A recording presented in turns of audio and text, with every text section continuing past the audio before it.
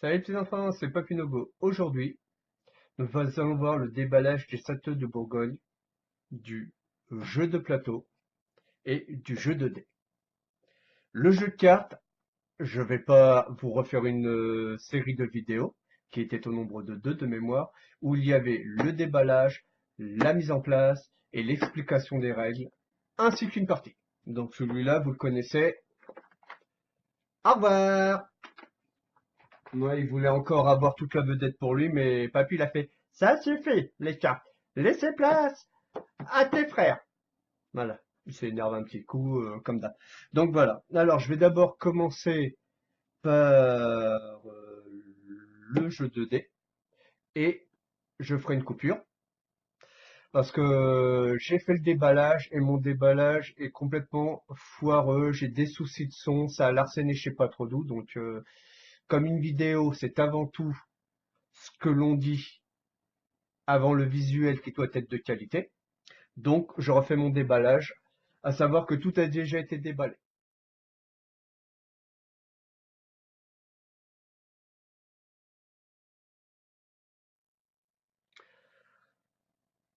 Les châteaux de Bourgogne, le jeu de dés.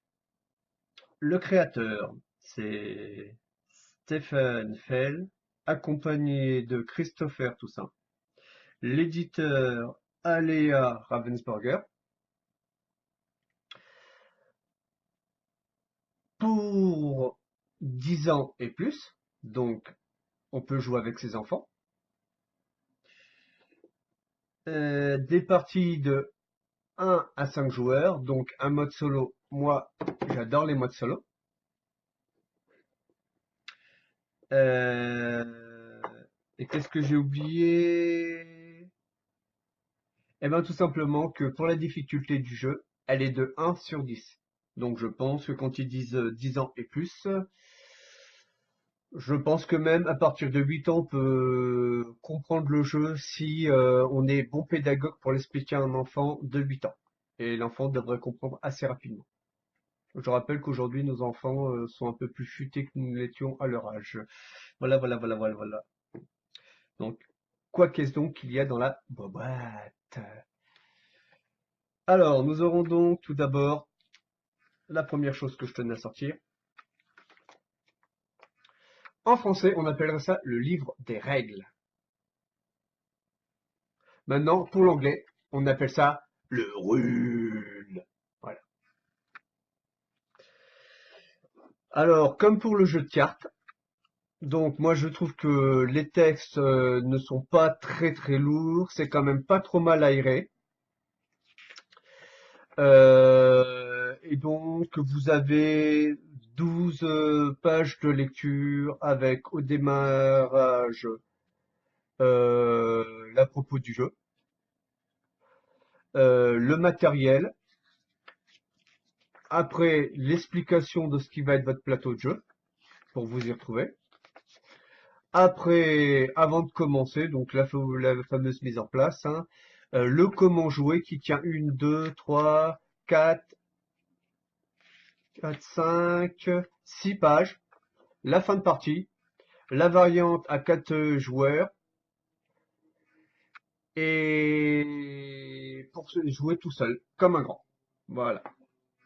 Hop, on va plutôt mettre ça là et ceci là. Donc je trouve que c'est quand même bien étudié au niveau du livret. Et d'autre part, chose que j'avais oublié que j'avais oublié et que je n'aurais pas dû dire, c'est que là vous avez l'explication généralisée et là l'explication rapide de ce que vous avez à faire. Donc les illustrations sont quand même pas trop mal et puis voilà. Après, nous aurons malheureusement pour cela les écologistes. Surtout, regardez pas, vous allez avoir un crève-cœur des dés en bois. Ah, l'outrage pour ces merveilleux dés en bois. Donc, il faut savoir que tous les dés ont été un peu creusés, donc ça a été incrusté.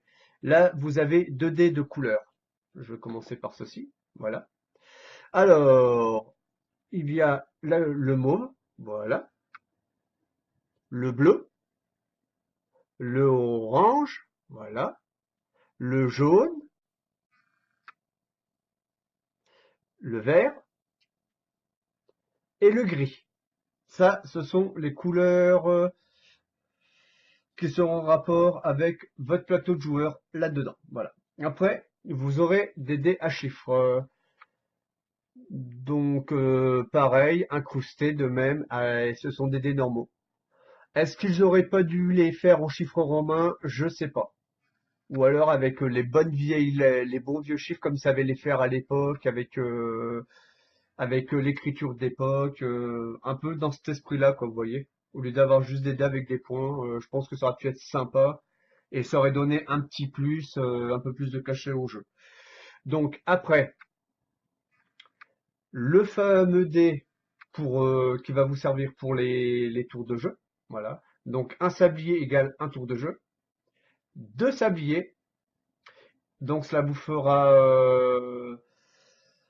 un tour de jeu, mais avec un tour de moins. Ça, j'expliquerai ça lors des règles, parce qu'il n'y aura pas de mise en place du jeu. Parce que vous vous doutez bien qu'avec ce qu'il y a dans la boîte, hein, il n'y aura pas grand-chose. Il n'y aura pas grand-chose à expliquer au niveau de la mise en place. Elle va se faire en 3 secondes. Voilà. Et donc, là, vous avez les sabliers en noir, quand il y en a un, et quand il y en a deux, vous avez fait deux sabliers en bleu. Voilà. Sur une phase de dé, bien sûr. Donc moi je trouve quand même que c'est assez bien réalisé, c'est sympathique. Après, une fois de plus, nos écologistes vont pleurer. Désolé. Ce sont des crayons en bois d'arc. Donc comme il y en a 5, le jeu est bien fait pour 5, jusqu'à 5 joueurs. Rectification, voilà. Et après, nous avons donc le fameux livret, enfin plus précisément, plateau de joueurs. Donc la boîte, il n'y a plus rien. Moi, j'aime bien quand même le petit décor de la boîte, hein, juste avant de passer à la chose principale. Et donc, votre livret où il y a tous les plateaux. À savoir qu'il y a 4 plateaux différents. Je vais essayer de vous les trouver. Il y a d'abord le plateau A que vous voyez ici. Plateau B. Que vous voyez un peu les différents plateaux. Que vous voyez la différence entre les plateaux. Oui, oui, oui, oui. Ils auraient pu faire même 4 petits livrets, je pense que ça aurait été sympa. Donc la différence entre le plateau A et le plateau B. Comme vous voyez, c'est pas placé pareil. C'est juste le centre qu'il faut regarder, hein. Après, est-ce qu'on peut faire le plateau C et le plateau D, que ça serait sympa comme ça. Vous verrez qu'il y a encore des variantes. Là aussi, vous avez une variante, comme vous pouvez le constater. Donc après, vous pourrez choisir soit de faire tous pour débuter, commencer par le plateau A, et après, ben, varier si vous voulez faire comme vous voulez. Alors, comme je vous ai dit, la mise en place est pour ainsi dire inexistante. Là, vous aurez grosso modo votre petit crayon là. Je vais essayer de faire une mise en place assez rapide, et vous allez voir que... Et voilà, j'ai fait ma petite mise en place pour le jeu.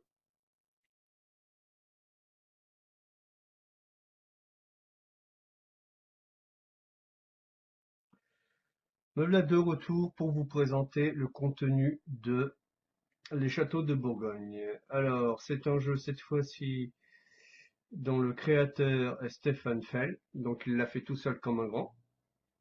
Très bien. Après, l'éditeur est Ravensburger Aléa, rectification. Alors, pour 12 ans et plus, de 2 à 4 joueurs, pour des parties de 30 à 90 minutes, et une difficulté de 6 sur 10 au niveau de la compréhension du jeu. Donc, si jamais je trouvais un mode solo de ce jeu, j'hésiterai pas à le mettre dans la barre de lien. Donc maintenant, je vais voir la boîte parce que Ce qui m'avait plu au départ, donc la boîte est quand même de bonne manufacture, c'est ce petit insert. J'ai fait youpi, ouais, bien. Mais le problème, c'est que quand on stocke le plateau de jeu plus les plateaux de joueurs qui sont super fins, plus les livrets de règles, il vous reste toujours un jour. Et donc, si vous mettez la boîte sur le côté, il arrive un souci. Donc moi, pour vous donner un aperçu, j'ai dû mettre cette épaisseur pour bloquer la boîte. Et donc moi, je suis pas tout à fait satisfait. Donc ça va disparaître et je vais le remplacer par ces conteneurs là. Donc pour 3 euros à action, vous pouvez récupérer ça et vous pouvez mettre vos petits tokens dedans. Voilà, moi c'est ce que je vais faire pour ma part. Et voilà. Donc après, nous aurons donc 3 livrets de règles. Moi ça peut surprendre, mais en français, en allemand, en anglais. Ces 2 livrets de règles là, on n'en a pas besoin, donc je les mets sur le côté.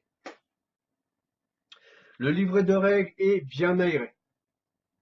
Donc là, pour la première page, vous avez l'idée de départ et après l'intégralité des composants. Après, la mise en place du plateau de jeu et les plateaux de joueurs. Puis après, le démarrage du jeu qui se fait en 5 tours. Alors, ce qu'il y a de bien, c'est que vous avez une première fois pour vous faire une bonne lecture du jeu. Et après, grosso modo, la colonne, vous la suivrez pour expliquer sommairement les actions à ceux qui joueront avec vous. Donc c'est pas mal, ça pourrait être un bon aide-mémoire. Et c'est dommage qu'à l'époque, ils n'aient pas pensé à faire des petits aides-mémoire comme on les a à l'heure actuelle pour le déroulement d'un tour et autres. Je trouve que ça manque vraiment dans certains jeux. Donc là de même, encore les actions. Là on commence à vous parler des châteaux, des mines, des bâtiments. Là, le descriptif de chaque bâtiment.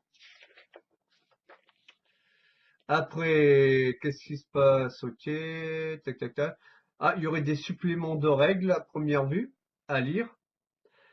Alors, les actions, la vente, prendre des tuiles d'ouvriers, la fin de partie. Et après, les tuiles de connaissances, à quoi elles correspondent. Et en plus, vous avez juste à côté, donc pour chaque tuile de connaissances, vous avez l'explication à sa gauche. Donc je trouve que c'est bien illustré, c'est bien fait, et c'est quand même intelligent, quoi. Et puis bien sûr, derrière vous avez ici les remerciements. Et c'est un jeu qui date quand même de, à première vue, 2011. Voilà. Donc c'est un jeu qui a quand même pas mal d'années et que je trouve intéressant. À l'époque, comme j'étais plus revu j'avais décroché des jeux de société à l'époque, j'aurais eu ce jeu-là à l'époque où je le rachetais sans me poser de questions. Après, nous allons parler des plateaux de joueurs.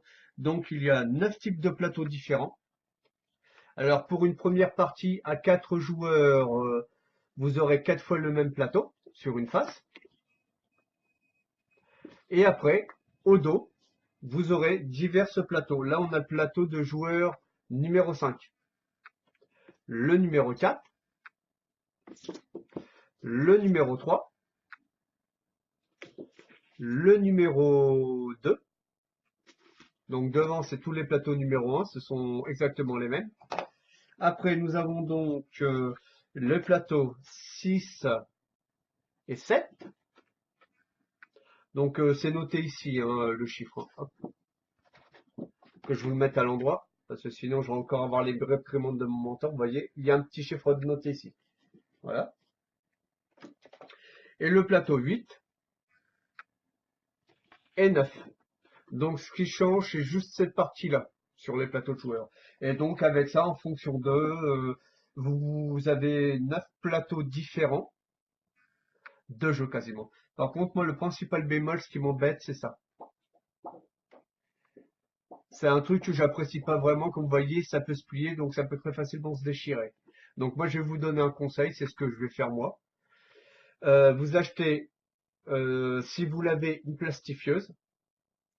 Les feuilles de plastification, vous les mettez, ça rentre dedans, hein. C'est prévu pour du format 4. Moi, je sais que pour beaucoup de jeux, j'ai dû plastifier des choses qui les rendaient quand même beaucoup plus solides. Et je peux vous affirmer qu'après votre plateau de jeu sera vraiment rigide et vous pourrez le transporter comme ça, donc sans avoir votre feuille qui plie, il sera vraiment raide. Je sais, j'aurais pu faire le jeu de mots pourri, mais je vais le faire, hein, raide comme ma bite, voilà. On va me dire, oh mon Dieu, mais tu es grossier. Bah non, je suis pas grossier, je suis logique. Donc après, vous avez ce plateau de jeu là, donc là voilà. Alors autour, vous avez un compteur de tours, voilà. Donc qui se plie, c'est sympa. Mhm. Diverses zones, donc bien sûr, là, ici, ici et là, vous aurez à placer tout ce qui y est indiqué. Là, je crois que c'est le compteur de tours, ici, qui est indiqué. Voilà. Donc, je vous ai expliqué le plus gros, ça je vais le replier. Et donc, voici, on va commencer par maintenant les dés. Alors, est-ce que je peux récupérer, si j'ai le bon bouquin, bien sûr. Donc nous avons les dés, mais bien sûr, un dé de chaque couleur. Les dés sont incrustés, donc vous pourrez toucher.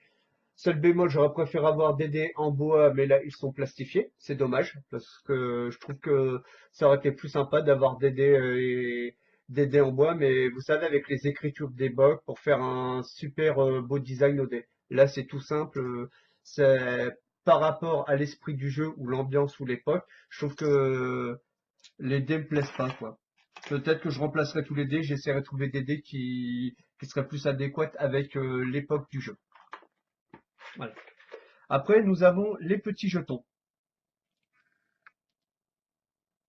Donc, tout comme les dés, il y en a deux par joueur. Le dé blanc, je vous expliquerai ultérieurement à quoi il sert, hein. Voilà.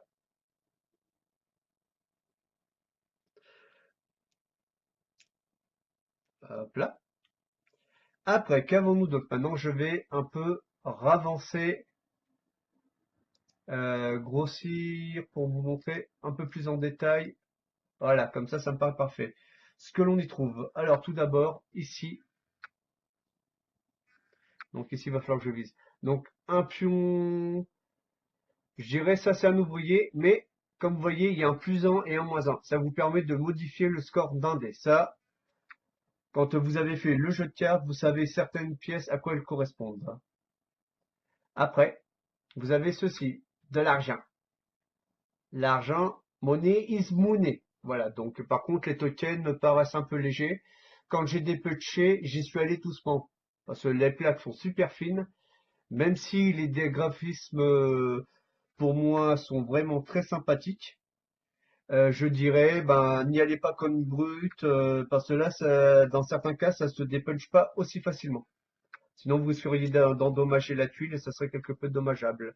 Donc ici, pour chaque couleur de tuile marchandise, vous avez un numéro de dé, enfin d'une des phases de dé. Là, c'est les valeurs de 1, les valeurs de 2, les valeurs de 3, les valeurs de 4, les valeurs de 5 et les valeurs de 6. Voilà. Et quand vous recevrez le numéro, je pense que vous pourrez récupérer une des marchandises correspondant à la valeur du dé. Enfin, je subodore que c'est ça. Je n'ai pas encore joué à ce jeu et je n'ai pas eu encore l'occasion de voir une partie en vidéo. Après, ceci. Lorsque vous aurez fait, et là je vais ressortir le cadran du jeu, lorsque vous aurez fait un tour de cadran, sur votre plateau de joueur, vous viendrez mettre ceci. Donc là, c'est quand vous avez déjà fait une fois 100, et là, quand vous avez fait deux fois le tour du cadran. Donc ça veut dire que vous pouvez faire des scores quasiment proches de plus de 200 points. Ah, j'avais oublié une chose en parlant de valeur de score, c'est que pour le jeu de dés, normalement, si vous avez fait 70 points lorsque vous jouerez au dé, vous serez considéré comme un excellent joueur. Un bon joueur faut aux alentours de 50 points. Alors ici, je voulais voir si à tout hasard, il n'y avait pas de noté quelque part quelle valeur de points approximative fallait faire pour savoir si on avait conclu le jeu. Ta ta ta ta ta ta. Que nenni! Que nenni, cette fois-ci, ils ne sont pas avancés à dire pour telle valeur, vous avez, par exemple, si vous avez fait 150 points, vous êtes vraiment un très bon stratège à ce jeu. Voilà. Donc après, on a fait ça. Alors ceci, j'en prends il y en a un pour chaque valeur de tuiles. Donc alors ça, c'est pas compliqué. Ça, c'est une récompense de points supplémentaires quand on est premier joueur. Et ça, c'est pour le second joueur. Donc bien sûr, en fonction de la valeur, en partant du haut vers le bas. Donc en haut, c'est pour deux joueurs. Vous remporterez donc 5 points ou 2 points. La valeur intermédiaire, qui est le 6 et le 3, sont pour 3 joueurs, quand on a 3 joueurs. Et 7 et 4, c'est pour quand on est à 4 joueurs. Alors pour toutes les tuiles, donc là ce sont des tuiles de connaissance. Celles qui ont un petit point noir, vous voyez, elles ont un dos noir. Elles iront dans le milieu du plateau de jeu. Et les autres, celles qui n'ont pas le petit point noir, comme vous le voyez, elles ont le dos de la même couleur. Parce que bien sûr, vous vous doutez bien que pour les tuiles, eh ben, va falloir les choisir, pas les choisir, mais grosso modo, comment dire les choses simplement. En gros, en fonction d'eux, ça sera la petite loterie pour savoir ce que vous récupérez, quoi. Peut-être pas pour les châteaux, les mines. Donc ça, ce sont les châteaux forts, hein. Donc comme vous voyez, il y a un petit point jaune, noir. Je retourne, donc moi les prochaines, j'aurai plus besoin de les retourner, voilà. Et là, c'est la petite tuile normale, voilà. Donc pour cette tuile-là, il n'y aura pas forcément de mauvaise surprise, hein. Voilà. Hop. Donc ça, c'était les tuiles bleues, ce sont les tuiles de rivière. Ça, ce sont les tuiles pâturage. Et là, par contre, ça sera la petite loterie, parce que vous avez des petites poulettes ici, voilà, pour les belles petites poulettes. Et vous avez aussi 10 cochons, des moutons et des bovins. Là, vous avez les mines, voilà ici. Donc, certaines avec le point noir, d'autres non. Après, là, par contre, pour les tuiles belges, voilà, j'ai sorti le mode d'emploi parce que j'ai un doute pour me souvenir. Alors, ici, donc, bien sûr, au nombre de 2, vous avez donc l'entrepôt. Voilà. Après, ici, vous avez l'atelier de menuiserie. Donc, je pense que ça, c'est des trucs que vous devrez acquérir quand même des synchrones de jeu. Là, vous avez donc, normalement, ça, c'est la petite église. Voilà. Ok, à chaque fois que vous posez un type de bâtiment comme celui-là, eh ben, vous aurez peut-être droit des bonus. Après, nous avons donc les marchés qui sont ici. Voilà.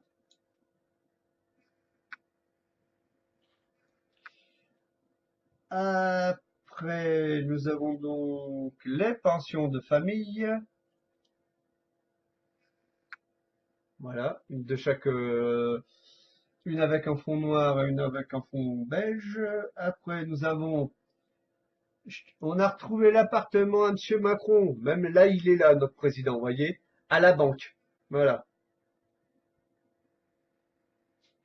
Ouais, je sais, je fais un peu d'humour à 2 francs 6 sous. C'est de la blague de merde, bien chiasseuse. Voilà. Alors là, vous avez l'hôtel de ville. Voilà. Un jour, moi aussi, j'aurai un hôtel de ville rien que pour moi. Voilà. Et après, nous avons donc les fameuses tours de Dié. Moi, je pense que ça devait être l'équivalent du commissariat de l'époque, quoi, là où on jetait tous les gens. Et en plus, qui servait de tour d'observation. Voilà. Donc, moi, je vous ai fait le tour du jeu. Et donc, juste avant de se quitter, je vais remettre en gros plan. Qu'est-ce que je voulais rajouter pour changer? Oui, donc si suivra donc une vidéo d'explication pour le jeu de dés et une partie. Et pour ce jeu-là, il devrait y avoir deux vidéos qui devraient suivre. Une mise en place, une explication des règles et après une vidéo de partie. Et donc pour la vidéo de partie, je ferai ça avec quelqu'un qui connaît très bien le jeu. Donc pour moi, je préfère faire ma première partie avec lui au moins. Je serai sûr de quand même être bien épaulé. Et au moins, on ne vous racontera pas de bêtises. Et voilà, sur ce, donc si la vidéo vous a plu, petit pouce bleu. Si ça vous a pas plu, petit pouce rouge.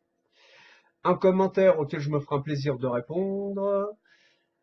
Et sinon, bah, si vous voulez voir la suite des vidéos, eh ben, n'hésitez pas à vous abonner. Bah, moi, je vous dis à bientôt. Allez, ciao!